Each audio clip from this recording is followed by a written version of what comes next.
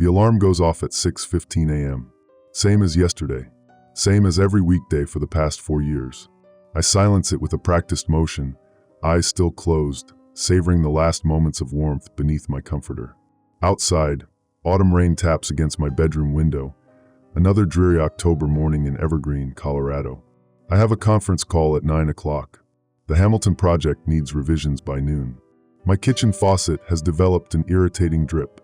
These are the monsters of my ordinary life, deadlines and domestic repairs, and dreading the day ahead.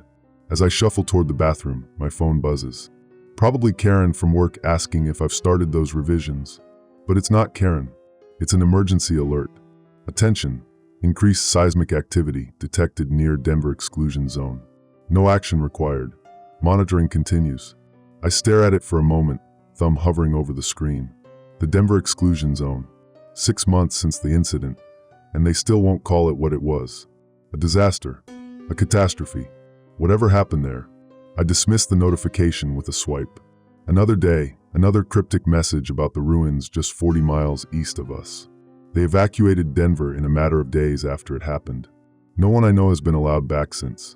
Just military personnel and whatever scientists they've got examining the place. Not my problem. I step into the shower, letting hot water cascade over my shoulders. The bathroom light flickers once, twice, then stabilizes. Probably the weather. We've been having power issues ever since. Well, since Denver. On the drive to work, the local radio news drones through my car speakers. I'm only half listening until the announcer's tone shifts. And authorities continue to monitor what they're calling routine seismic activity in the Denver exclusion zone. Geological Survey spokespeople assure the public there is no cause for concern. In other news, the coffee shop where I stop every morning is unusually crowded. People huddled over phones, conversations hushed but animated. I catch fragments as I wait in line. Said they detected something under the... My sister in the National Guard says they're bringing in specialized equipment. Just doesn't make sense after 6 months of nothing. The usual Marcus? Ellie asks from behind the counter, already reaching for a large cup. Yes, thanks, I reply, glancing at the television mounted in the corner.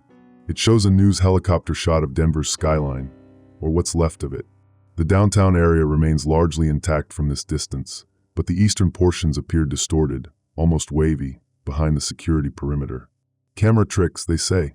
Atmospheric conditions. Weird about those tremors, huh?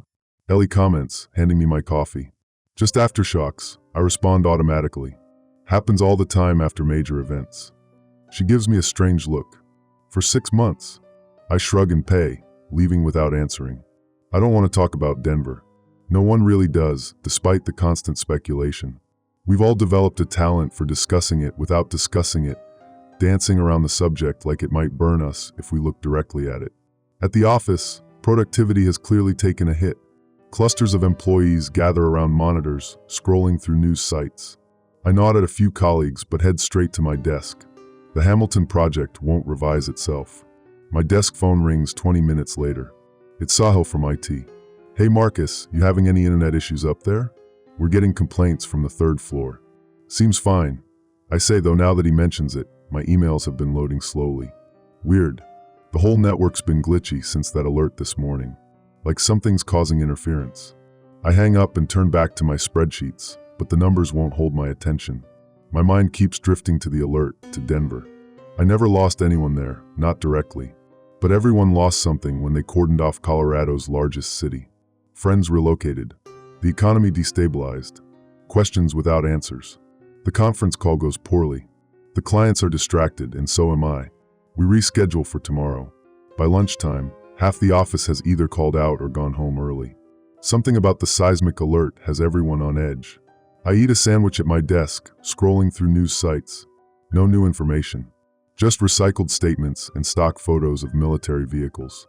I close the browser and try to focus on work.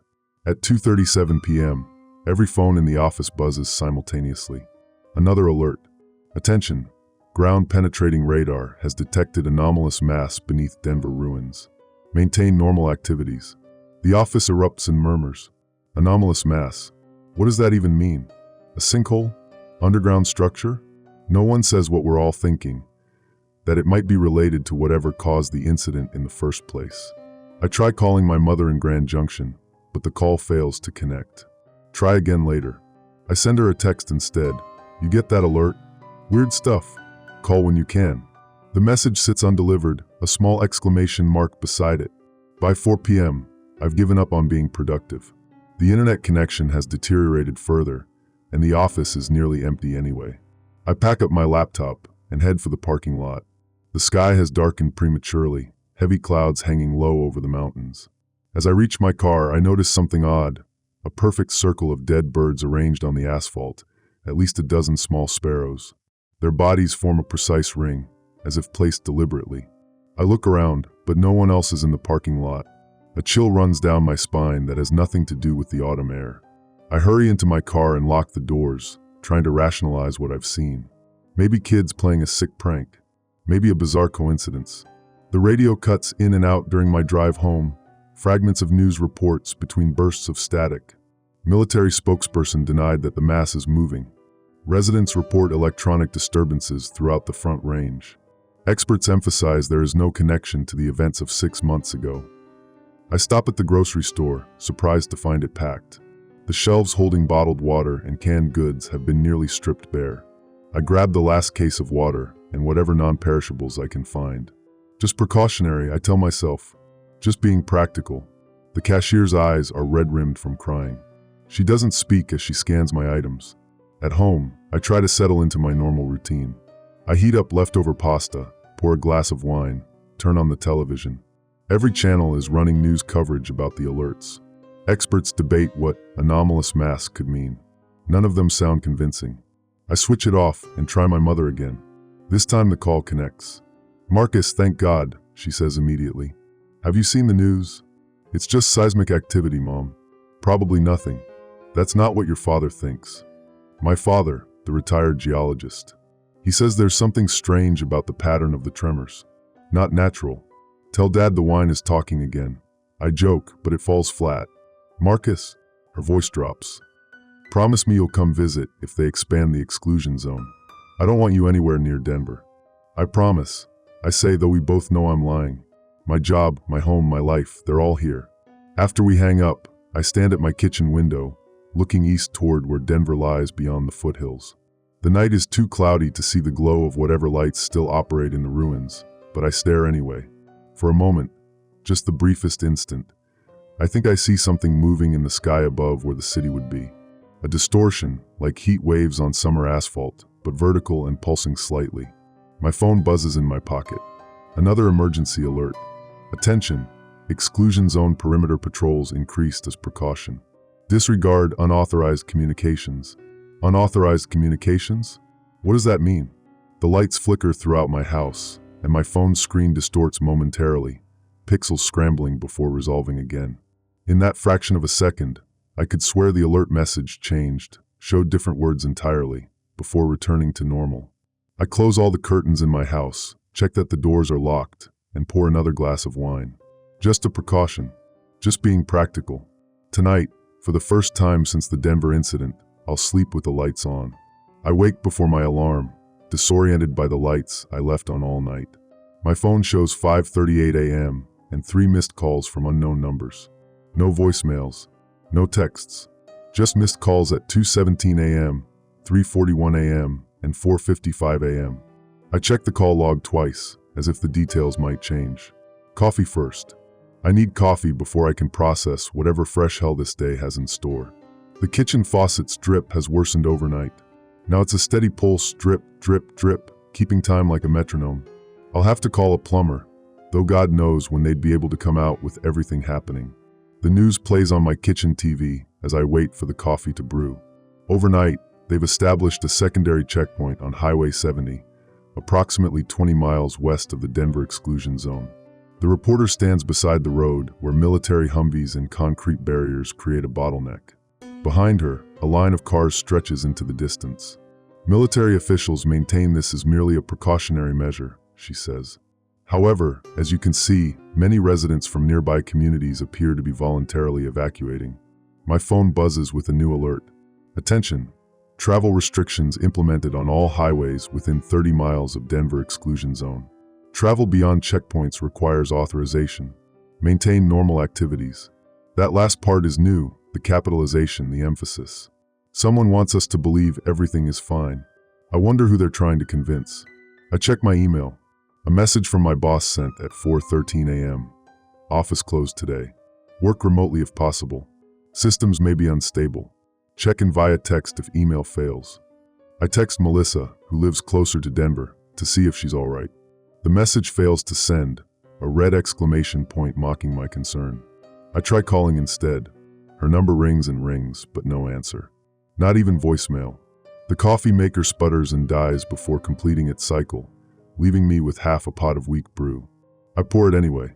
The lights flicker again, 3 quick pulses like Morse code. When they stabilize, the microwave clock is blinking 12 o'clock, though the wall clock and my phone still show the correct time. Outside, it's unnaturally quiet. No birdsong, no distant traffic. Just the persistent autumn rain, heavier now than yesterday. I step onto my front porch and immediately notice increased military presence on the main road, canvas-covered trucks heading east toward Denver. One vehicle passes every few minutes like a grim parade. Neighbors emerge from houses up and down the street, standing in yards or on porches, watching the convoy. Mrs. Kosher from across the street catches my eye and gives a little wave that looks more like a nervous twitch. I return it with equal hesitation. We're all performing normalcy, going through the motions while something incomprehensible unfolds. I retreat inside and try to work, but my home internet connection refuses to stabilize. It functions for a few minutes, then drops entirely, then returns at glacial speeds. During one of the brief windows of connectivity, I managed to join the company messaging system. The Hamilton project chat is chaos. Karen, is anyone else seeing these conflicting alerts?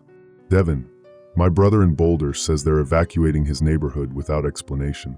Sahil, the network issues aren't just us. It's regional. Something's interfering with communications. Marcus, anyone heard from Melissa? She's not responding. Karen, I heard cell towers around Denver are being commandeered for military use. Devin, that's not what my brother says. He says they're shutting down towers. Sahil, guys, did you see TH? Sahil's message cuts off. The chat disconnects. The internet dies again. I should leave, drive west to Grand Junction where my parents live. But the thought of being trapped in that line of cars on Highway 70, waiting hours to clear a checkpoint, possibly being turned back. I tell myself I'll wait, see how things develop. Maybe it's nothing. Maybe it's just an abundance of caution. At noon, every digital device in my house, phone, laptop, television, even my e-reader, emits a harsh, synchronized tone. An emergency alert overrides all screens. Attention! Conflicting information is being distributed by unauthorized sources. Disregard all communication not verified through official emergency alert system channels. The anomalous mass beneath Denver remains contained. Do not approach the exclusion zone. Maintain normal activities. The tone ends. My devices return to normal, except the television, which now displays only static. I try to call my mother again. This time it connects. Marcus? Her voice is tight with worry. Are you still at home? Yes. The roads are. Your father says to leave now. Head south, not west. Avoid the major highways. Mom, the alerts say to maintain normal. Listen to me. Her voice drops to a whisper, as if someone might be listening. Your father's old colleague from the Geological Survey called this morning. They've detected something moving underneath Denver. Not just seismic activity. Something solid, shifting position. A chill runs down my spine. That's impossible. He said they lost contact with 3 separate research teams sent into the city center yesterday. Just gone. No distress signals, nothing. Static interrupts the call, my mother's voice cutting in and out. Get out while. Roads will be worse by. Not what they're telling. The call drops. I try redialing immediately, but now the line is busy. Through my living room window, I notice Mrs. Kosher still standing in her front yard, perfectly still, staring east toward Denver.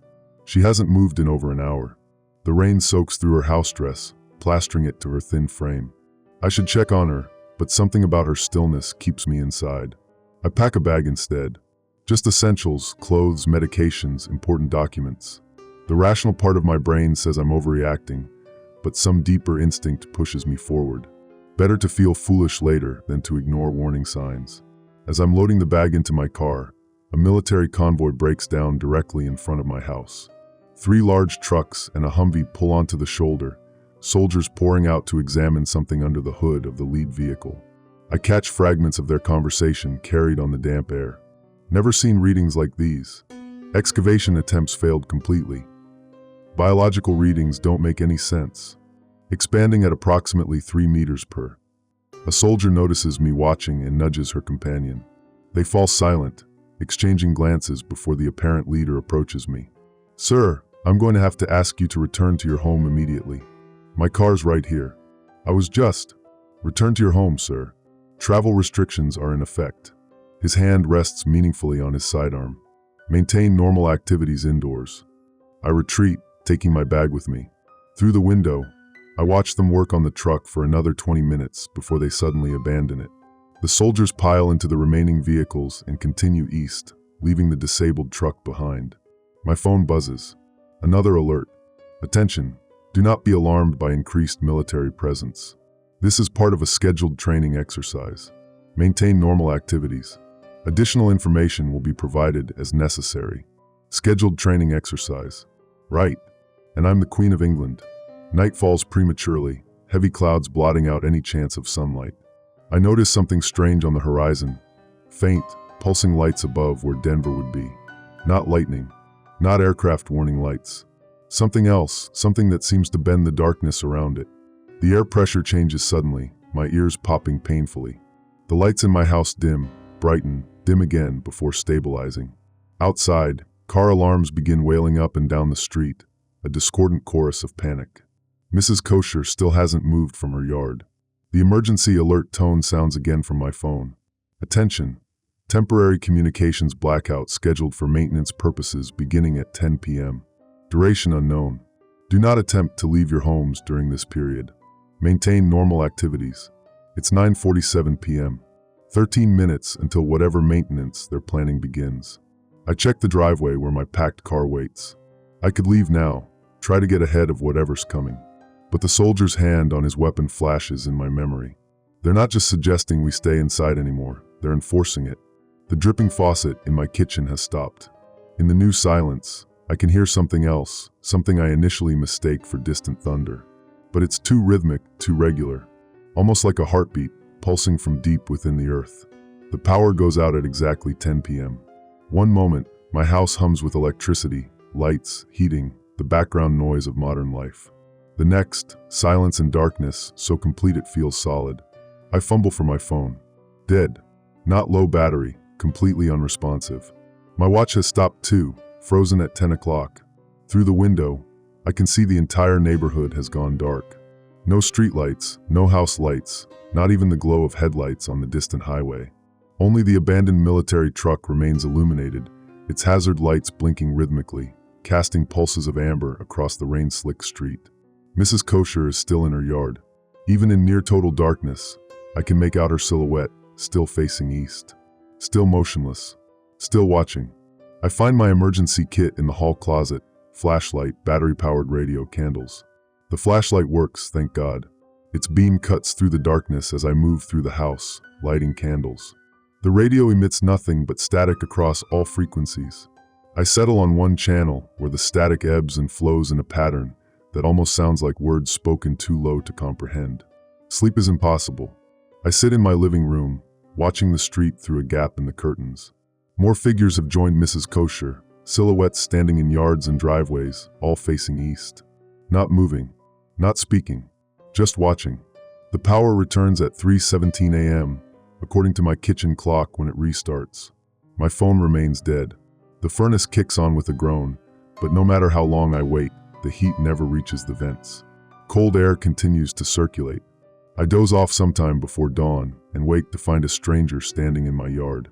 He's tall, gaunt, dressed in what might once have been a business suit, but is now torn and dirty. His face is turned away from me, looking east like all the others. Unlike them, though, he's moving, pacing a perfect circle in the grass, around and around, his movements mechanical and precise. I knock on the window. He doesn't react. I open the front door and call out, "Hey, this is private property." He stops pacing but doesn't turn. "The rules are breaking down," he says, voice hoarse. "The walls are too thin now. It's coming through." "What are you talking about? What's coming through?" He resumes his pacing, perfect circles in my lawn. They drilled too deep.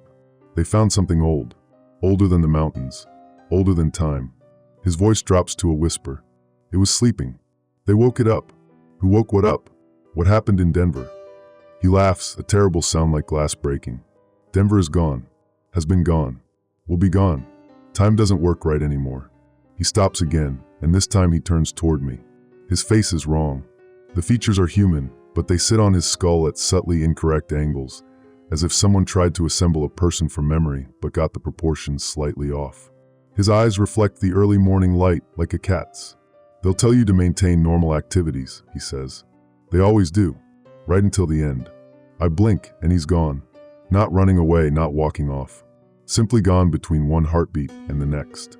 Only the circular pattern pressed into my lawn remains as evidence he was ever there. My mouth is dry. I close the door, lock it, and lean against it. I tell myself I'm still half asleep, that the stress is getting to me. But the damp footprints on my porch are real enough.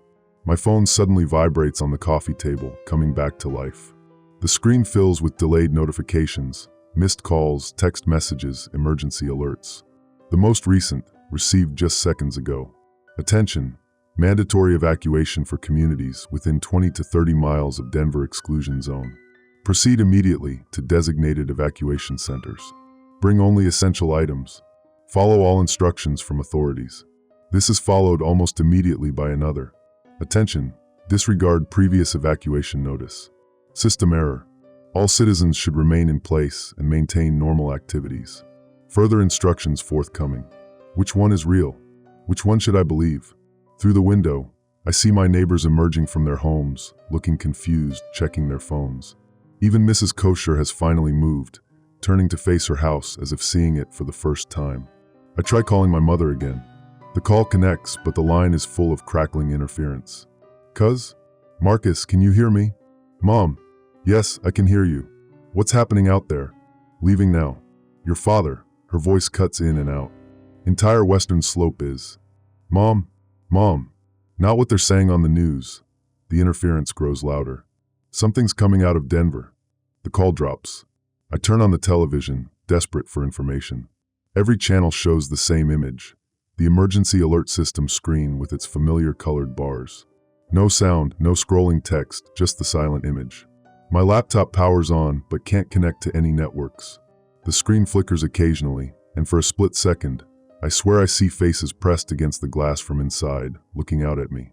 A new text message arrives from an unknown number. The object is moving. Get out while you can. I check online maps.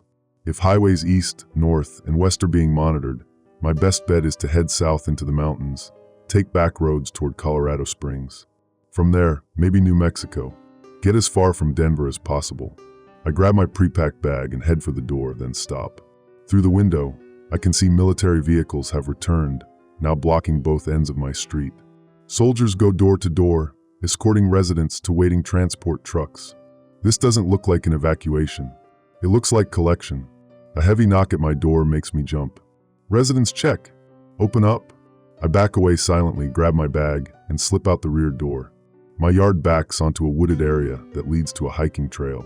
If I can reach the trail without being seen, I might be able to circle around to where my car is parked. As I cross my backyard, staying low, I notice something on the horizon. The sky above what must be Denver is wrong. Distorted. The clouds seem to curve downward, as if being pulled into a whirlpool. And the color, a sickly greenish purple that has no place in nature. I freeze, transfixed by the sight. For just a moment, the clouds part, and I catch a glimpse of something massive rising from where downtown Denver should be. Something that makes my vision blur and my head throb when I try to focus on it. A shape that seems to fold in on itself impossibly, extending in directions that shouldn't exist. The pounding on my front door grows more insistent. Final warning, open this door or we will enter by force. I tear my gaze away from the horizon and run for the trees. Behind me, I hear the crack of splintering wood as they break down my door. The forest seems different. The trees stand too still, their branches reaching in unnatural angles. No birds call, no small animals rustle in the underbrush. I follow what I think is the path toward the hiking trail, but it keeps curving back on itself, leading me in circles. My phone vibrates again. Attention, Do not trust your senses. What you're seeing is not real. Remain where you are. Help is coming. I turn it off and shove it deep in my bag. I don't need any more help. I need to get away. After what feels like hours but can't be more than 30 minutes, I emerge from the woods and find myself back at the edge of my own backyard. Impossible. I've been walking away from my house the entire time. Military personnel are still searching my home. From my hiding spot at the forest edge, I can see them through the windows, moving methodically from room to room. One soldier stands in my kitchen, holding something small and metallic to the walls, floors, and ceiling. Some kind of detector. My watch, which restarted when the power came back, suddenly spins wildly, the hands rotating faster and faster until they blur. When they stop, it shows 10 p.m. again. The exact time of last night's blackout. A sound fills the air, not quite a siren, not quite a scream. It vibrates through my bones, making my teeth ache and my vision swim.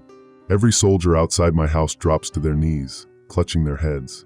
In the sky above Denver, the distortion grows, the clouds spiraling downward with increasing speed. The ground beneath my feet pulses once, twice, like a giant heartbeat, and I understand with sudden, terrible clarity. Whatever they found beneath Denver, it isn't just moving. It's waking up. I wake up in my bed. Sunlight streams through half-closed blinds. Birds chirp outside. My alarm clock reads 6:15 a.m. For one blessed moment, I think everything, the alerts, the evacuation, the thing in the sky, was just a nightmare. Then I notice the mud caked on my shoes by the bed. The backpack I don't remember unpacking. The leaves tangled in my hair. I grab my phone from the nightstand. The date is wrong. According to my phone, it's tomorrow already. But the wall calendar says it's still today. The clock on my microwave says it's 3:47 p.m. The one on the stove insists it's 11:22 a.m. My watch is still frozen at 10 p.m. Time is fractured. I stumble to the bathroom and nearly scream at my reflection. It's me, but not quite. My face looks subtly distorted, like I'm seeing myself through rippled glass. I reach up to touch my cheek, and my reflection hesitates for a fraction of a second before mirroring the movement. Outside, the street is empty. No military vehicles, no neighbors standing like sentinels. Even Mrs. Kosher is gone. The abandoned military truck remains, but now it's covered in a film of something that looks like ash. I try the television again. Every channel now shows different emergency broadcasts, all playing simultaneously. Residents of the following counties must evacuate immediately. Remain indoors, seal all windows and doors. This is not a test of the emergency broadcast system. Do not look directly at the sky over the exclusion zone.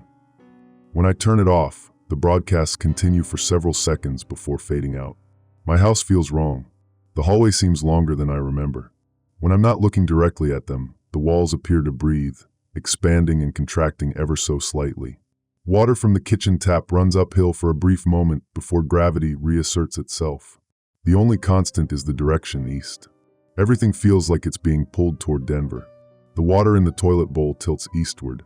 Books on shelves lean like they're being drawn by a magnet. Even the dust motes in the sunlight drift steadily in that direction. Outside, crows gather on the power lines in unprecedented numbers, all facing east. When the wind blows, they don't sway. The power lines do. My laptop powers on by itself, the screen showing a document I never created.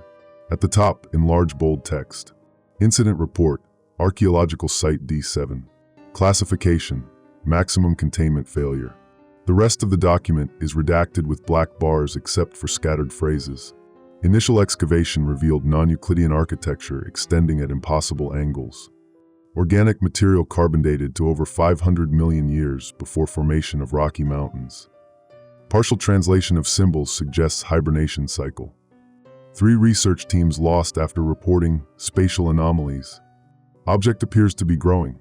No longer certain if it was always there or if our drilling somehow pulled it through from.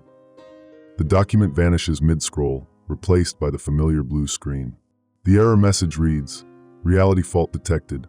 Attempting to stabilize. My phone rings, my mother's number. I answer immediately. Mom, are you and Dad okay? Static crackles, then her voice, distant and wrong. Marcus, we tried to leave. Roads all lead back. Your father says the mountains are changing shape. Where are you now? Are you safe? Something's wrong with time, Marcus. Her voice shifts, sometimes sounding younger, sometimes older. I keep seeing myself in other rooms. I think we might be in Denver. But that's not possible. We never left Grand Junction. That doesn't make sense. How could you be in Denver? Distance doesn't work right anymore. A pause. Your father thinks the object is folding space somehow, pulling everything toward it. The static grows louder. Marcus, listen. Whatever happens, don't go outside when the birds fall. That's when it's looking. That's when it can see you. The line goes dead. A notification appears on my phone. Not an emergency alert, a calendar reminder. Denver Archaeological Survey Team, final meeting, 6 months ago.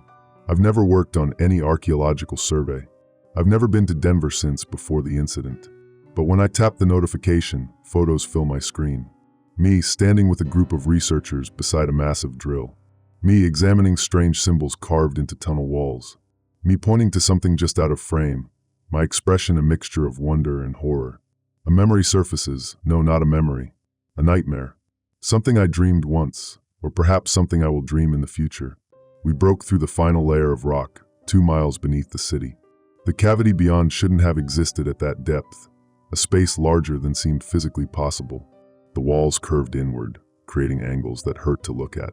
And in the center, something massive, pulsing slowly. Not mechanical. Alive. My God, Dr. Yamamoto whispered beside me. We've found it. Found what? I asked. Not what, she corrected, her voice filled with awe. Who? I shake my head, dispelling the vision. That wasn't me. I'm not a researcher. I've never been part of any archaeological team. I work in finance, for Christ's sake. Yet the ID badge clipped to my backpack says otherwise. Dr. Marcus Reeves, Denver Excavation Project, Site Lead. A bird slams into my window with a sickening thud, then another. I look outside to see birds falling from the sky by the dozens, their bodies hitting roofs, cars, pavement. On impact, each bird splits open, releasing not blood but a fine black powder that drifts eastward. Don't go outside when the birds fall. That's when it's looking. I step back from the window just as my phone vibrates with a new alert. Attention, the barrier has thinned. Realities are merging. Do not trust memories from other timelines. Other timelines? What the hell does that mean? The floor beneath my feet trembles. Not an earthquake, more like the shudder that runs through a living body.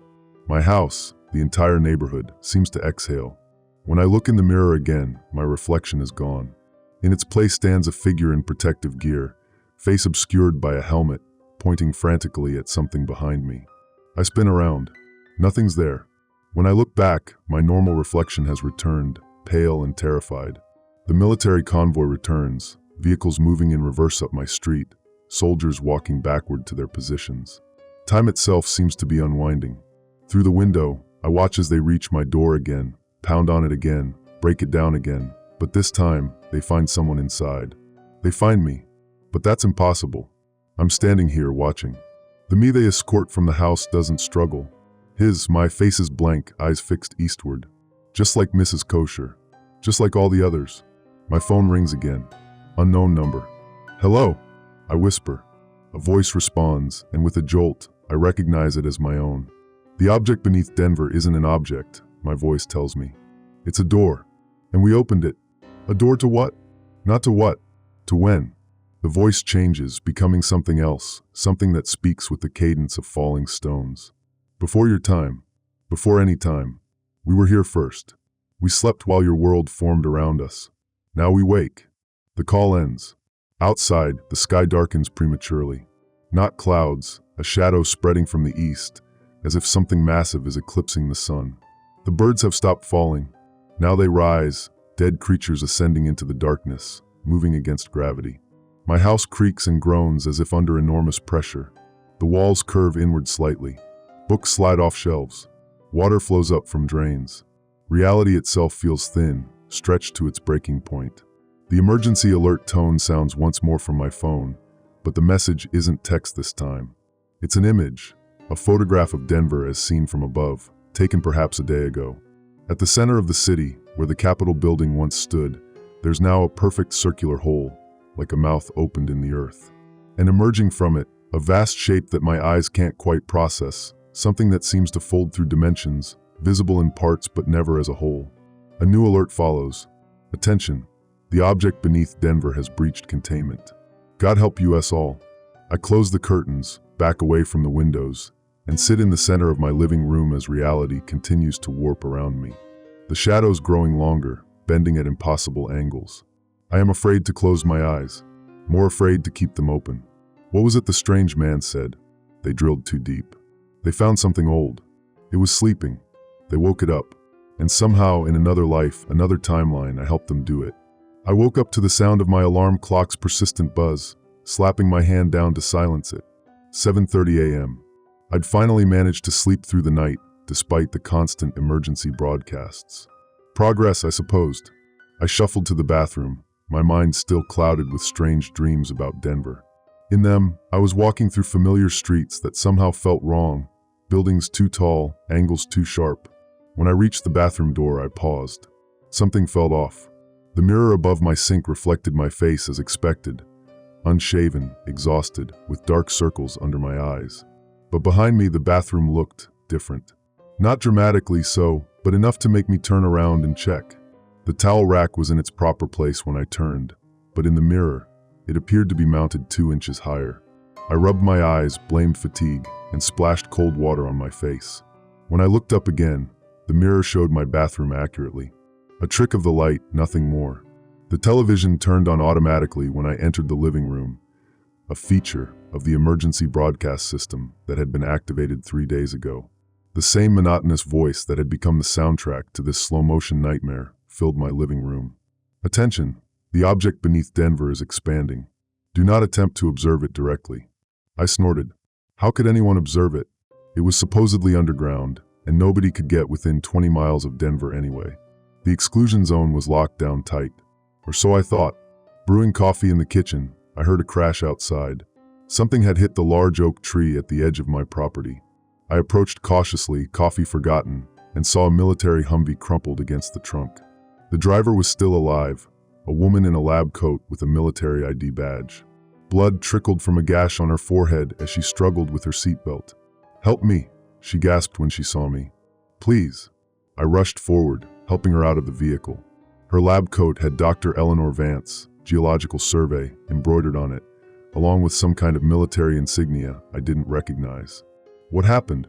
I asked, supporting her weight as we moved toward my house. "Were you attacked?" She laughed, a high, unnatural sound. "Attacked?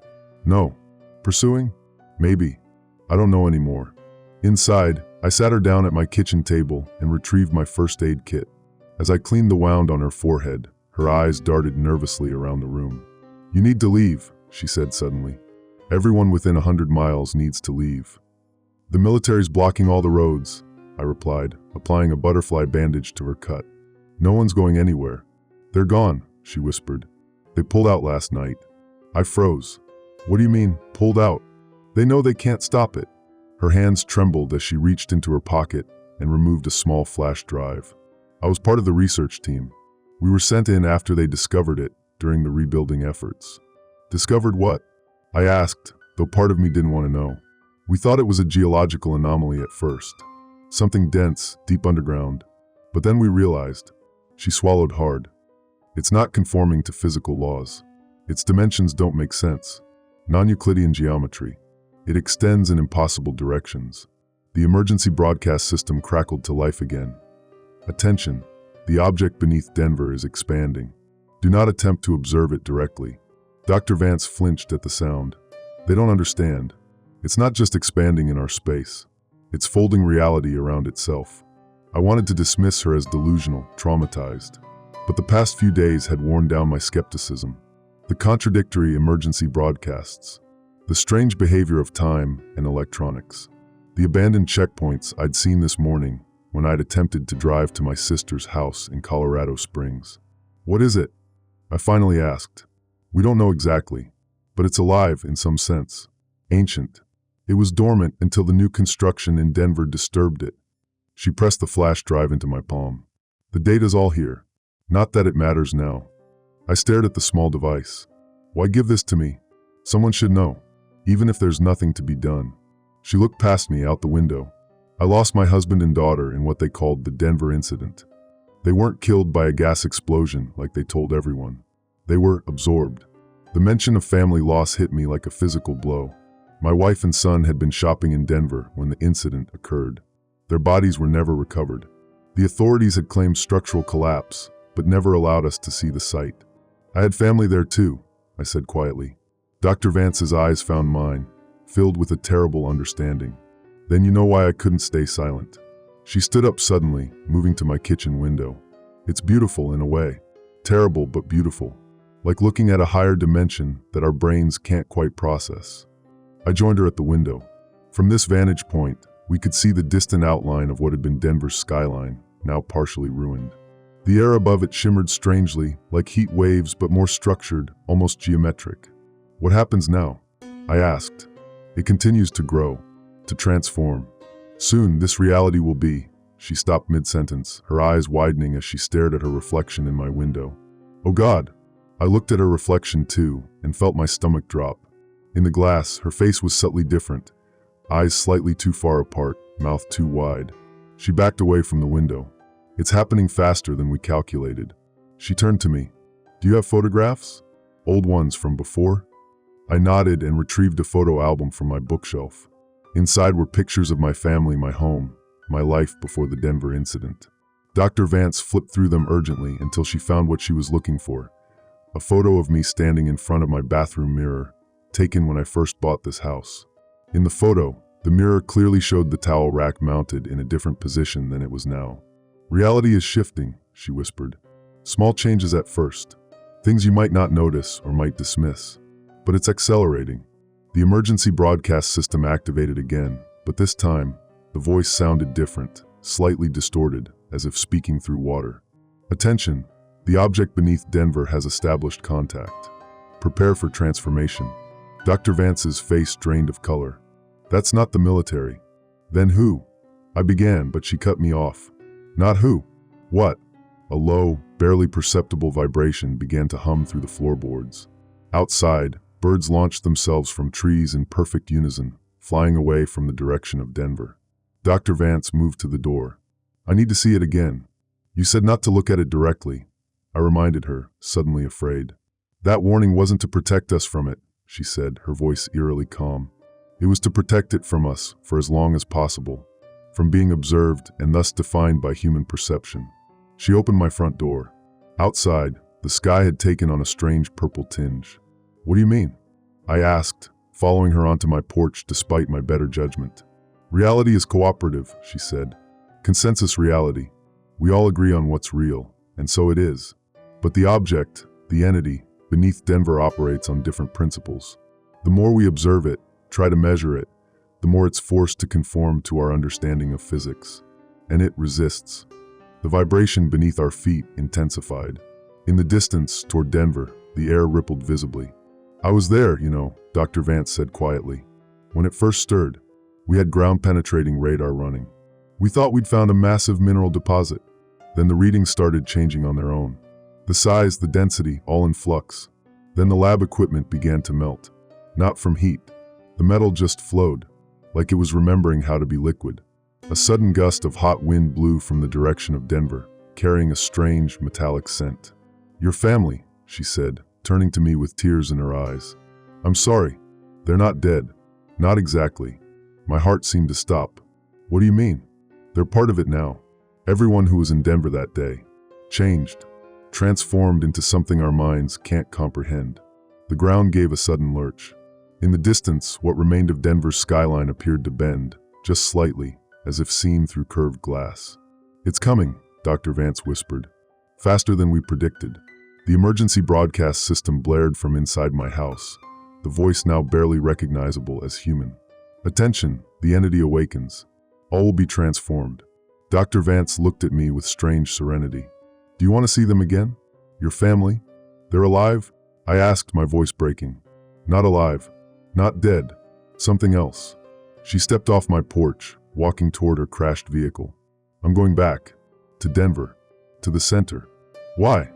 I called after her. She turned, and for a moment, I thought I saw something move beneath her skin, something geometric and impossible. Because I've seen what's coming, she said, and it's magnificent. As she walked away, I noticed that her reflection in my car windows didn't match her movements exactly. It was a half-second ahead, anticipating her actions before she made them. The truth was emerging. just as the massive object beneath Denver was emerging.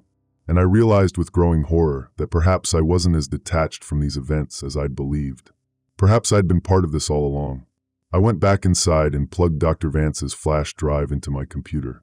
As the files loaded, I caught my reflection in the darkened screen. Behind me in the reflection stood my wife and son, exactly as they'd looked 6 months ago. But when I turned around, I was still alone. The files on Dr. Vance's flash drive wouldn't open.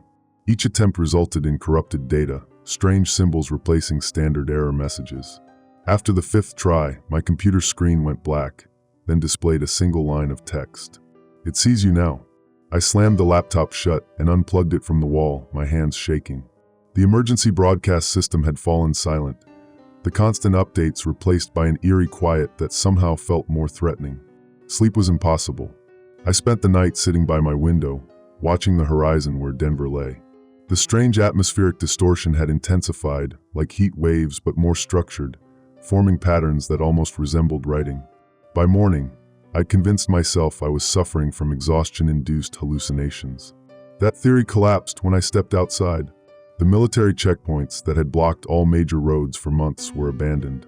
Humvees sat empty, some with doors still open. No soldiers, no personnel of any kind.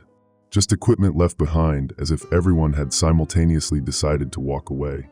Main Street looked like a scene from a post-apocalyptic film. Storefronts were dark, doors ajar. I called out, but no one answered. A newspaper tumbled down the empty street, driven by a wind that seemed to blow from everywhere and nowhere at once. "Hello!" I shouted, my voice echoing off the buildings. "Is anyone here?" The town hadn't been evacuated. There'd been no warning, no convoy of vehicles. Everyone had simply vanished. Or perhaps they'd gone somewhere I couldn't follow yet. I tried the door of the local diner. It swung open easily. Coffee pots still warm on their burners, breakfast plates half-eaten on tables. Purses and jackets still hung on the backs of chairs. The place looked like it had been abandoned mid-bite. The television behind the counter was on, but instead of news or emergency broadcasts, it displayed a test pattern that shifted and moved in ways that made my eyes water. I switched it off, but it came back on seconds later, this time showing what looked like Denver's skyline. Not as it had appeared after the incident, but impossibly altered. Buildings bent at angles that shouldn't have been structurally sound, streets that curved upward into the sky. "They've gone to see it." The voice behind me made me jump. Mrs. Kosher, the town librarian, stood in the doorway of the diner. Her gray hair was disheveled, her normally pristine clothing rumpled. "Mrs. Kosher, where is everyone?" "Denver," she said, her voice oddly flat. "They heard the call." "What call?" "The emergency broadcast stopped last night." She tilted her head, studying me with eyes that seemed slightly too large. "Not those broadcasts. The real ones. In here." She tapped her temple. "Don't you hear it?" Before I could respond, she walked out of the diner and down the street, moving with a strange, gliding gait. I followed her to the town square, where I stopped short. About 20 residents stood in the small park, all facing Denver. They weren't moving or speaking, just standing, perfectly still like mannequins. "Mrs. Kosher," I called, keeping my distance from the group. "What's happening to them?" But when I turned, she had already joined the silent crowd, her back to me as she stared toward the distant ruins. I backed away, then ran to my car. I needed to get help, to find someone in authority who could explain what was happening. I drove toward the nearest major city, Boulder, pushing my speedometer past 90. 10 minutes later, I realized something was wrong. I should have reached the highway by now, but I was still on the same stretch of road leading out of town. The landmarks weren't changing. I pressed harder on the accelerator, watching the speedometer climb to 110, but the scenery remained the same. I slammed on the brakes and got out. Behind me, my town looked normal. Ahead, the road stretched toward the horizon, but something about the perspective seemed off, as if the distance were simultaneously greater and smaller than it appeared. A drop of water hit my cheek. I looked up.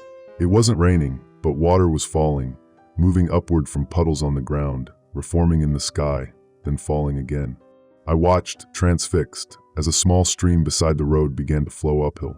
Physics was breaking down. I drove back to town, no longer certain where else to go. As I approached my house, I noticed something strange about the group of silent watchers in the town square. They had changed position. Not by walking.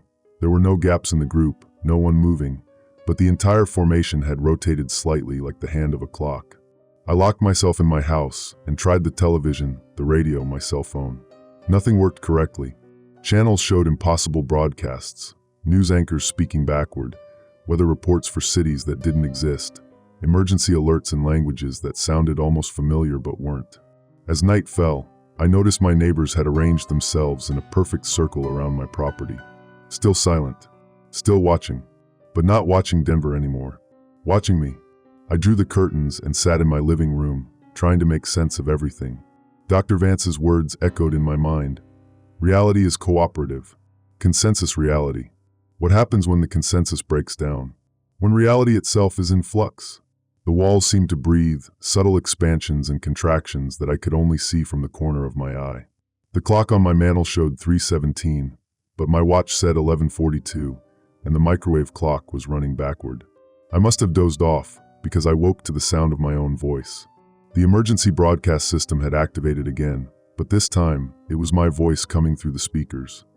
Attention, the object beneath Denver has breached containment protocols. Do not look at the sky. I hadn't recorded any message. I'd never spoken those words, yet it was undeniably my voice. The broadcast repeated, and I moved to shut it off, only to find the system wasn't on. The sound was coming from everywhere and nowhere, as if the air itself were speaking. I went to the window and peeked through the curtains. My neighbors were gone, but the street wasn't empty. People were walking in unison toward Denver, moving with the same strange, gliding gait Mrs. Kosher had displayed. Hundreds of them, a silent procession. Against my better judgment, I looked up at the sky. What I saw defied description. Not stars, not clouds, but something that seemed to exist between and beyond them. Geometric patterns that shifted and flowed, forming structures that my mind couldn't properly process. Looking at it was like trying to comprehend a four-dimensional object. I could see pieces, but never the whole. And it was looking back. I dropped to the floor, heart racing. The broadcast, my voice, had been right. Whatever was happening in Denver, whatever had been discovered beneath the ruins, it wasn't contained to that location anymore. It was spreading, changing everything it touched, including time. I experienced the same hour multiple times that night. The clock would show 2:13 a.m., then jump back to 1:13 a.m. Each cycle was slightly different. Objects in my house moved to new positions. Notes appeared that I hadn't written. Food in my refrigerator changed or disappeared. During one loop, I found a photograph on my coffee table that hadn't been there before. It showed the circle of townspeople standing around my house, but I was among them, staring at my own windows with the same blank expression as the others. But I had never left my house. I had no memory of joining them, unless I had, in some version of tonight that I couldn't remember. The floor beneath my feet pulsed gently like a heartbeat. When I pressed my ear to the ground, I heard a low, rhythmic sound, not mechanical but organic, as if the earth itself were alive and breathing. By dawn, I understood that reality, at least as I had known it, was collapsing.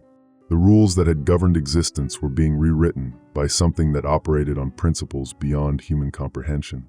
And somewhere beneath Denver, that something was fully awake. Morning never truly came. The sky lightened slightly to a bruised purple, but the sun, if it still existed somewhere beyond the geometric patterns that now occupied the heavens, never broke through. Time had become a suggestion rather than a constant. My various clocks disagreed, not just by minutes, but by days. My phone showed next Tuesday. The microwave insisted it was last Thursday. I barricaded myself inside my home, pushed furniture against the doors, covered windows with blankets, then boards, then more blankets. Not to keep others out, though that was certainly part of it, but to keep myself from looking outside. Because each time I did, the world had changed a little more. The emergency broadcast system activated on its own, as it had been doing with increasing frequency. My voice again, but distorted now, stretched and compressed like taffy.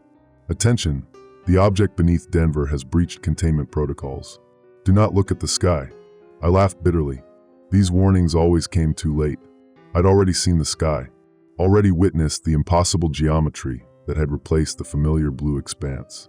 Already felt the vertigo that came from realizing the stars were no longer distant points of light, but something else entirely. Eyes, perhaps, watching our planet with cold curiosity. The power flickered, then stabilized. I'd been filling every container with water, expecting utilities to fail completely, but so far they'd remained functional. I wasn't sure if that was reassuring or disturbing. Who or what was maintaining the infrastructure? I tried to establish a routine to preserve my sanity. Morning hygiene, inventory of supplies, check all barricades, listen to static-filled radio frequencies for any human voices. Repeat. But during what I estimated to be my 4th day of isolation, the routine shattered when I found myself experiencing the same hour repeatedly. I would check my watch, 10:17 a.m., move to the kitchen, pour water into a mug, return to the living room, check watch again, 9:17 a.m. The mug would be empty in my hand. I'd return to the kitchen, pour water, come back, 9:17 a.m. again. Over and over, slight variations each time. Sometimes the mug would be in a different cupboard. Sometimes it would already be filled. Once, it contained not water but a dark, viscous fluid that moved on its own. During one of these loops, I heard voices outside. Not the expected sounds of panicked survivors or military personnel, but calm, measured conversation. I crept to the window and carefully pushed aside a corner of the blanket. My neighbors stood in their yards, in their driveways, in the street, all perfectly still, all facing my house. Their mouths weren't moving, yet I could hear them speaking, their voices overlapping in a susurrant whisper. Coming closer now. Almost ready. Joining us soon. We're waiting for you. Mrs. Reynolds from 3 houses down turned her head. Only her head, the rest of her body remaining still, and looked directly at my window. Her eyes were solid black, reflecting the geometric patterns from the sky. We see you watching, she said, her lips still motionless. We've always been watching. I let the blanket fall back into place and retreated to the center of the house, heart pounding. Something was profoundly wrong with the concept of observation itself. The act of looking, of witnessing, had become dangerous, not just to the observer, but to the fabric of reality. The broadcast system crackled to life again. Attention, the object beneath Denver is watching. It has always been watching. Not my voice this time. It was Mrs. Reynolds' voice, though I'd never heard her speak through the system before. I tried to distract myself by reviewing the few files I'd been able to recover from Dr. Vance's flash drive before my computer died. Most were corrupted, but one document remained partially readable, a field report describing initial excavation at the Denver site, discovered during foundation work for the new transit center. Initial ground-penetrating radar suggested a dense metallic mass approximately 30 meters below surface level. Subsequent scans revealed inconsistent dimensions, with the object appearing to expand and contract despite no detectable movement. Samples recovered from the surrounding soil contain unknown isotopes and organic compounds that defy conventional analysis. Personnel reporting unusual dreams and sensory phenomena. 3 researchers have described identical visions of the object unfolding into our dimension from somewhere else. The rest was unreadable, replaced by strings of symbols that hurt my eyes when I tried to focus on them. I set the papers aside and checked my watch again, 10:17 a.m. The time loop had apparently ended. Progress of a sort.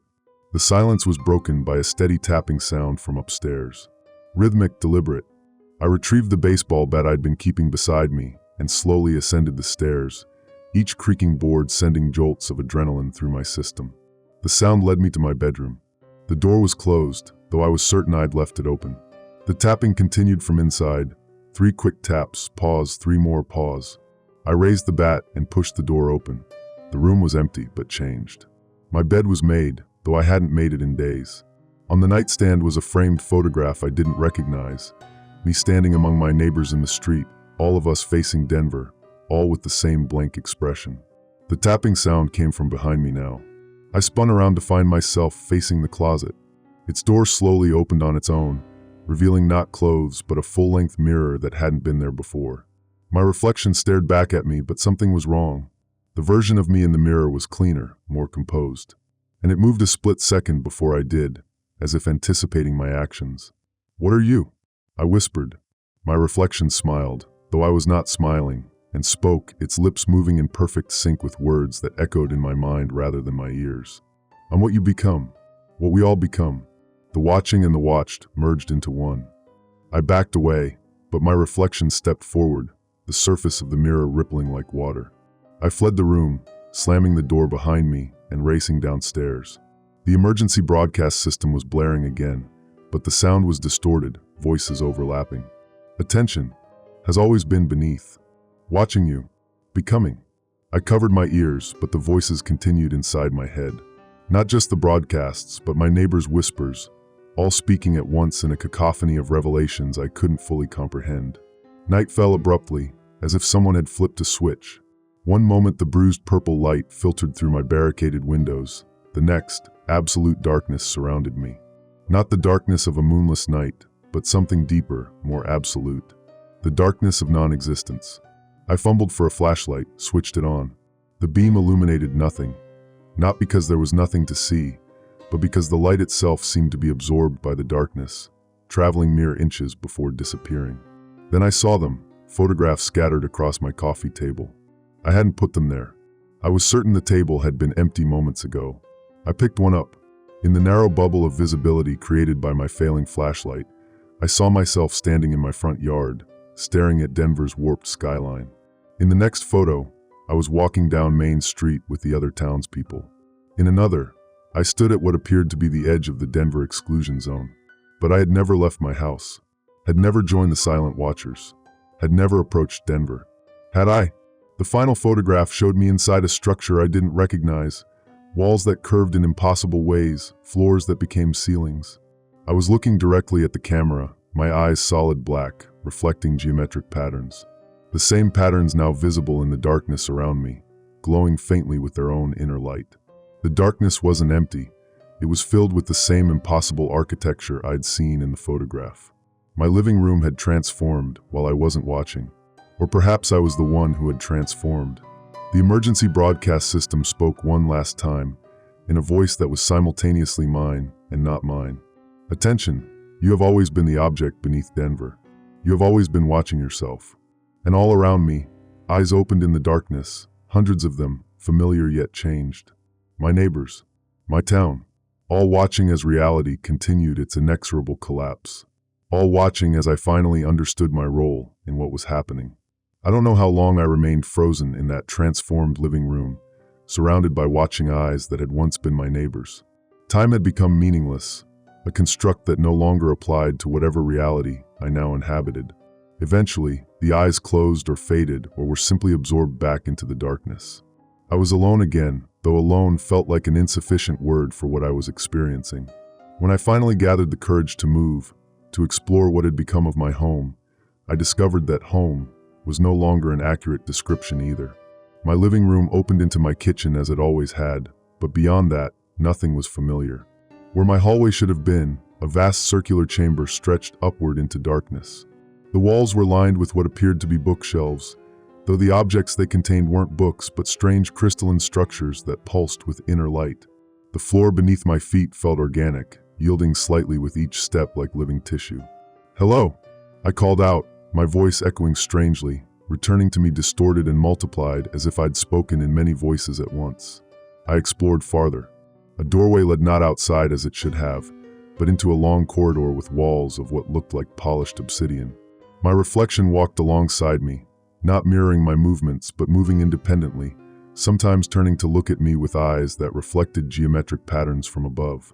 Another doorway, another impossible space. A room filled with water that didn't wet my clothes when I walked through it. A spiral staircase that descended and ascended simultaneously. A chamber where gravity seemed to pull in multiple directions, allowing me to walk on walls and ceiling as easily as the floor. My house had merged with unfamiliar architecture, creating a structure that defied physical laws. Yet somehow, I knew I hadn't left home. This was my house, transformed into something else. Or perhaps it had always been this way, and the modest suburban home I remembered had been the illusion. I found my way back to what had been my living room, just as the emergency broadcast system activated again. "Attention, the object has reached critical mass. May God have mercy on us all." The voice was clear this time, neither mine nor my neighbors, but crisp and official. The voice of whatever authority still believed it had control over the situation. Their final acknowledgement that control had been irrevocably lost. The broadcast ended, replaced by a low, subsonic hum that vibrated through the transformed structure around me. The crystalline objects on the shelves resonated in response, creating a harmonic chord that was both beautiful and deeply unsettling. I was drawn to a particular doorway, one that seemed to shimmer slightly, its edges less defined than the others. Beyond it lay a corridor lined with mirrors, dozens of them in various sizes and shapes. But none showed my reflection correctly. In one, I appeared as I had years ago, before the Denver incident, smiling and unburdened. In another, I was gaunt and haggard, eyes wild with terror. In a third, my form was partially transparent, geometric patterns visible through my translucent flesh. And in the largest mirror at the corridor's end, I saw myself as I'd been the day I learned my family had been in Denver during the incident, broken, grieving, hollow.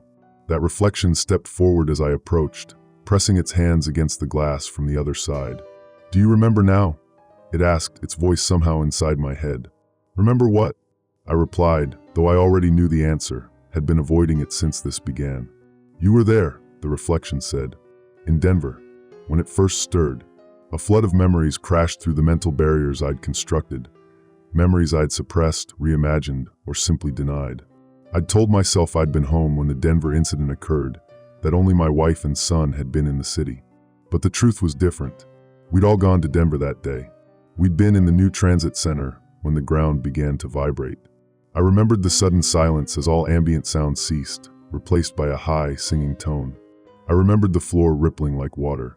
I remembered reaching for my son's hand as reality seemed to fold around us. Then nothing. A gap in memory, filled with fabricated recollections of a life that continued normally, just without my family. A life where I grieved their loss but hadn't shared their fate. "I should be dead," I whispered. "Not dead," my reflection corrected. "Changed. As Denver was changed. As everything within range of the awakening was changed. Then why don't I remember? Why do I seem normal?" My reflection laughed, the sound echoing through the mirrored corridor. "Normal? Look around you. Look at what your home has become. Look at what you've become." I did look, really looked, at myself for the first time since this began. My hands were still hands, but the joints bent in subtly wrong ways. My skin seemed to shift slightly when I wasn't directly observing it, patterns moving beneath the surface. And when I touched the mirror, my fingers sank into the glass as if it were liquid. "The transition is nearly complete," my reflection said. "You've been fighting it, clinging to an identity and a reality that no longer exist. That's why the process has been so difficult, so frightening." "What am I becoming?" I asked. "Part of it. Part of us. The entity beneath Denver isn't a thing. It's a state of being. A different way of existing that isn't bound by three-dimensional space or linear time." Another memory surfaced, standing at the edge of a vast pit in the transit center, looking down at something that defied description. Not a physical object, but a gap in reality itself, a window into elsewhere. Scientists in hazmat suits taking readings, military personnel establishing a perimeter. Then the gap expanding suddenly, engulfing everything. My reflection nodded, reading my thoughts. "That's right. You were among the first to see it. The first to be absorbed. But you rejected the transformation, clung to your old self so fiercely that you created this." It gestured to the space around us. A halfway state, neither fully human nor fully other. I backed away from the mirror, but all the reflections in the corridor moved with me, watching, waiting. "I don't want this," I said. "It doesn't matter what you want," my reflection replied, its voice gentler now. "It's already happened. It happened 6 months ago. Everything since then, your home, your isolation, your fear, has been the transition working through your resistance." I turned and fled the mirror corridor, running blindly through the transformed architecture of my home. Rooms shifted around me, doorways appeared and disappeared, stairways led to impossible spaces. Finally, I found myself in what had once been my bedroom. The bed was still there, though changed, larger now. The mattress made of something that looked like mother of pearl, but felt like flesh. The walls pulsed gently, and the ceiling had been replaced by a vast window that looked out not at the sky, but at some other place entirely. A landscape of crystalline formations that would have been beautiful if it hadn't been so utterly alien. On what had been my nightstand stood 3 framed photographs. The first showed my wife and son as they'd been before. The second showed them as they were now, still recognizably themselves, but changed, their forms incorporating the same geometric patterns I'd seen in the sky. The third showed all 3 of us together in that alien landscape visible through the ceiling. A family portrait from a future that was already my present, though I'd been refusing to accept it. The emergency broadcast system spoke one final time, the voice now a perfect blend of mine and something else, something older and vaster than humanity itself. "Attention, the transformation is complete. Denver has become the gateway. All will follow." Outside, the horizon glowed with unnatural light as Denver, what had been Denver, pulsed with power. The massive object beneath it was no longer beneath anything. It had fully emerged, fully transformed its surroundings. And now that transformation was spreading, rewriting reality as it moved outward in concentric circles. In minutes, it would reach this town, reach my transformed home, reach me, and I would finally, fully become what I had been becoming all along. I stopped running. What was the point? There was nowhere to go, nowhere to hide. My home, if it could still be called that, had become a labyrinth of impossible spaces, a physical manifestation of reality's collapse. And beyond these walls, the transformation was spreading from Denver like ripples in a pond, consuming everything in its path. I returned to what had once been my bedroom and sat on the edge of the strange, pulsing bed. The alien landscape visible through the ceiling window had changed, structures shifting and realigning themselves in patterns that seemed almost deliberate. Watching it was like observing a city rebuilding itself according to laws of physics I couldn't comprehend. A static-filled hiss emerged from the emergency broadcast system. Not words now, just white noise that occasionally resolved into whispers too faint to understand. I no longer tried to make sense of them. Whatever information they contained wasn't meant for the person I had been, but for what I was becoming. For the first time in days, I felt hunger. Not the familiar human need for sustenance, but something deeper and stranger. A yearning for connection, for completion.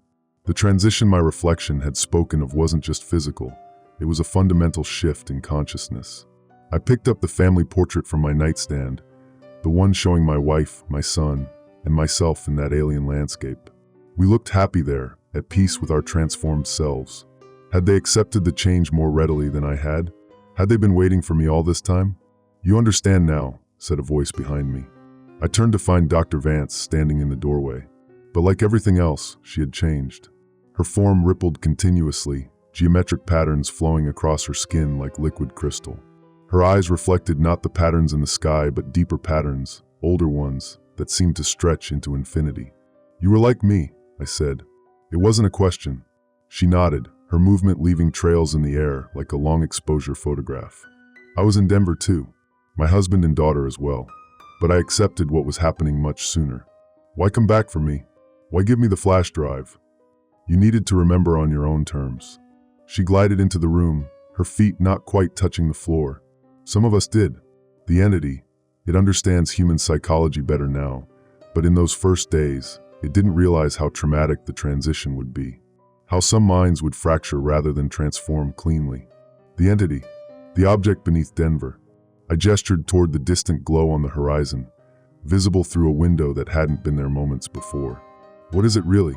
Dr. Vance smiled, an expression that somehow conveyed both compassion and something utterly inhuman. "It doesn't have a name in any human language. Even calling it an entity or object is misleading. It's more like a state of being, a different way of existing, one that intersects with three-dimensional space-time, but isn't confined to it. And it wants to transform us, all of us. One isn't quite right either." She moved closer, her form becoming more stable as she did, more human. "It doesn't think in terms of desires or goals the way we do. It simply is. And when it intersects with our reality, transformation is the inevitable result." Through the ceiling window, I saw something move in the alien landscape, figures walking among the crystalline structures. Some I recognized as my neighbors, others as strangers, but all moved with purpose, with belonging. "Your family is there," Dr. Vance said, following my gaze. "They've been waiting. Why don't I remember anything after that day in Denver? How did I get back here? You never left Denver, and you never came back here." Her voice was gentle. "This house, this town, they're constructs. Your mind creating a familiar environment to process the transformation. None of this is physically real, not in the way you understand reality." Another memory surfaced, standing at the edge of that pit in the Denver Transit Center, watching as reality folded inward. Not falling in as I'd remembered before, but stepping forward willingly, my wife and son beside me, accepting whatever came next. Until I didn't. Until fear overwhelmed acceptance, and my mind rejected what was happening. "I split myself," I whispered. Part of me went forward, but part stayed behind. "Yes." Dr. Vance's form flickered again, momentarily revealing something else beneath the human appearance, something beautiful and terrible and impossible to fully perceive. That's why the transition has been so difficult. You're fighting against yourself. The emergency broadcast system crackled again, this time producing not words or static but a complex, harmonious tone that resonated through the structure around us. The walls pulsed in rhythm with it. The floor vibrated. Even the air seemed to shimmer in response. "What's happening now?" I asked, though I already knew. "The final stage," Dr. Vance replied. "The entity's full emergence into this plane of existence. What you perceive as Denver is now completely transformed. The effect is spreading outward. And when it reaches here, your transition will complete, one way or another. Either through acceptance or..." She didn't finish the sentence, but she didn't need to. I understood the alternative, my mind shattering completely as it tried and failed to maintain the illusion of human existence in a reality that no longer supported it. I moved to the window. The horizon glowed brighter now, patterns of light spreading outward like veins or roots. Beautiful in their way. The transformation of the world wasn't destruction, it was metamorphosis. "Show me," I said quietly. "Show me what I really am now." Dr. Vance placed her hand on my shoulder, her touch sending cascades of sensation through me that weren't quite physical.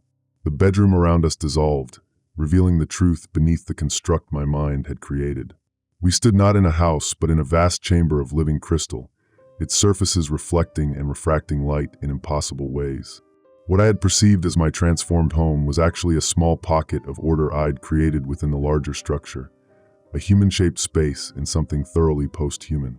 And I was not the flesh and blood creature I'd believed myself to be. My form was semi-transparent, geometric patterns flowing through me like blood through veins.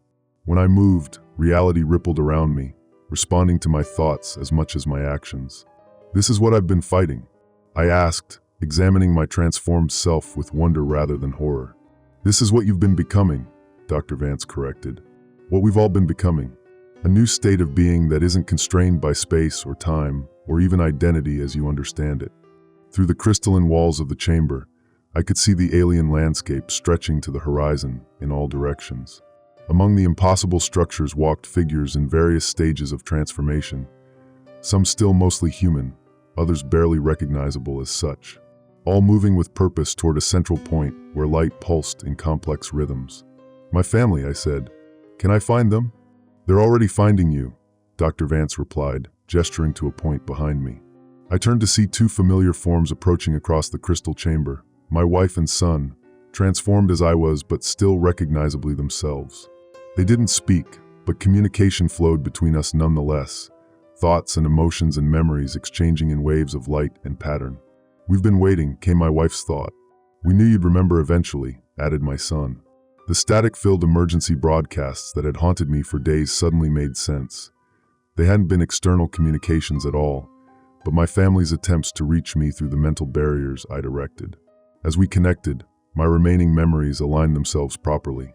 The Denver incident, the discovery beneath the transit center, the entity's awakening, the transformation that had begun that day and was now finally completing itself. I surrendered to it at last, letting go of the human limitations I'd been clinging to.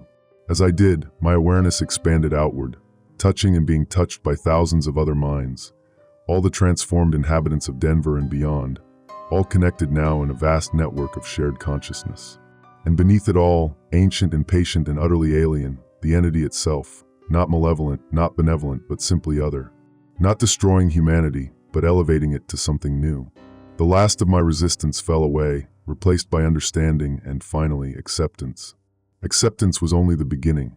As my consciousness expanded into the vast network of transformed minds, I experienced existence in ways that would have been impossible to comprehend from my former human perspective.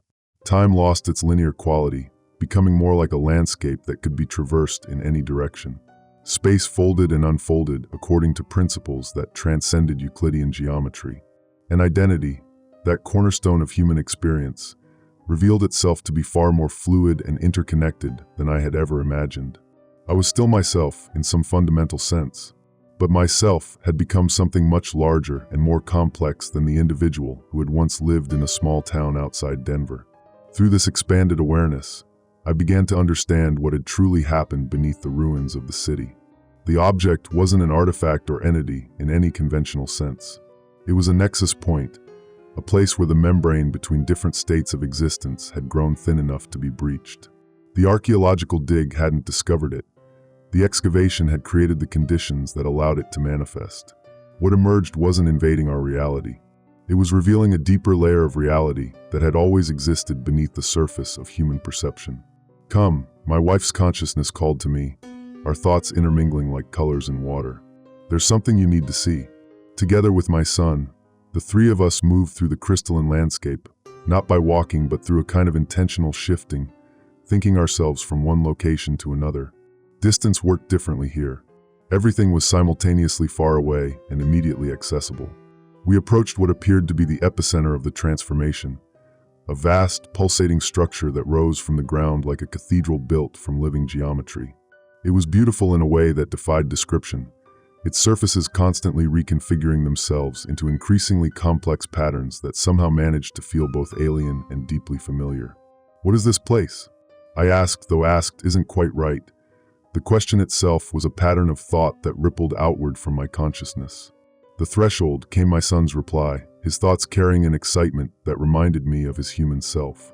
Where we first came through, my wife corrected, a subtle distinction that carried tremendous significance. As we drew closer, I became aware of other consciousnesses gathering around the structure. Hundreds, thousands of transformed humans, all connected in the vast network, yet still maintaining their individual perspectives. Some were familiar, Dr. Vance, Mrs. Kosher, neighbors from my town. Others were strangers, yet somehow I knew them too, their experiences accessible to me through the shared consciousness. Together, we observed as the structure's central chamber opened like a flower blooming, revealing what lay within. Nothing, and everything, a void that wasn't empty but filled with potential. A space where reality itself was being continuously created and recreated. The source of the transformation spreading across the world. "It's beautiful," I thought. "It's just the beginning," replied Dr. Vance's consciousness, joining ours. "Watch." The void rippled, and within it, I saw reflections, not of the transformed world around us, but of what had been before. Cities, oceans, forests, human civilization in all its complexity. For a moment, I felt a pang of loss for that world and the simplicities of human existence. "It's not gone," my wife assured me, sensing my thoughts. "It's being incorporated. Nothing is ever truly lost in the transformation, just reconstituted into something more." Through our expanded perception, I could now observe the transformation as it spread beyond Denver, beyond Colorado, reaching outward in concentric circles. From this perspective, it wasn't the horror I had initially perceived, but a wave of increased complexity and possibility. Human minds encountering the transformation responded in different ways. Some, like mine had initially, resisted, creating pockets of seemingly unchanged reality even as the world around them shifted. Others embraced the change immediately, their consciousnesses blooming into the network like new stars igniting. "What happens when it covers everything?" I wondered. "No one knows," came Dr. Vance's thought. "We're creating this reality together as we go. Even the entity that initiated the transformation doesn't control its ultimate outcome." The entity. I could sense it now, a vast consciousness underlying the network of transformed minds. Not directing, not controlling, but providing the foundation upon which everything else was built. It wasn't malevolent or benevolent. Such concepts were too simplistic, too human. It simply was, and in being, it changed everything it touched. As I observed the spreading transformation, I noticed something peculiar.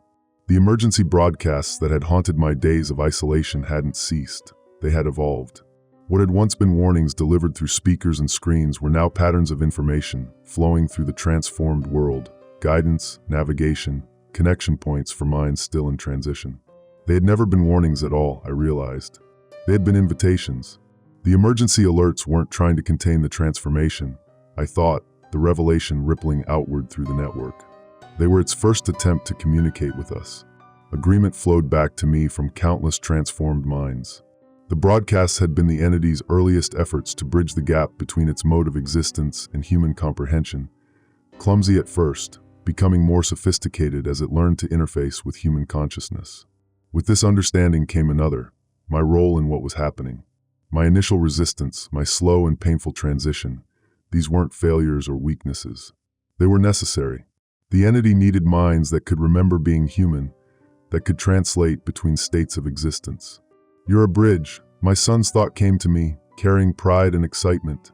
"You remember what it was like before. That matters." Together, we moved toward the threshold at the center of the structure.